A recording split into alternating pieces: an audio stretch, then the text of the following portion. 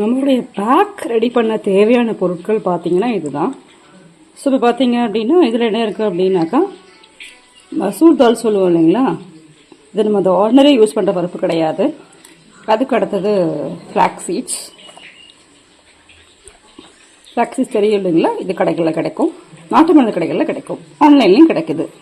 So இப்போ அதுக்கடுத்து பார்த்தோன்னா வெந்தயம். ஸோ இதை இந்த அளவு எடுத்துக்கணும். அதுக்கப்புறம் பார்த்தீங்கன்னா இது என்ன அப்படின்னா மஞ்சள் பொடி. ஸோ இப்போ இதை வந்து நான் கஸ்தூரி மஞ்சள் பொடி எடுத்து வச்சுருக்கேன். அதுக்கு அடுத்தது ஓட்ஸ் பார்த்தோன்னா அந்த பொடி பண்ணி வச்சுருக்கேன். ஸோ அதனால் இது எப்படி இருக்குது. ஸோ அதுக்கு அடுத்தது பார்த்தீங்க அப்படின்னா அரிசி எடுத்துக்கிட்டு இதை பொடி பண்ணிக்கணும்.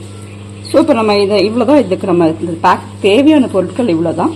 ஸோ இப்போ இதை நம்ம என்ன பண்ணணும் அப்படின்னாக்கா சம அளவு எடுத்துக்கணும், இது ரொம்ப முக்கியம். ஸோ இப்போ இது எல்லாத்தையுமே எடுத்துட்டு நம்ம என்ன பண்ணணும் அப்படின்னா எல்லாத்தையுமே பொடி பண்ணிட்டு வந்துடலாம்.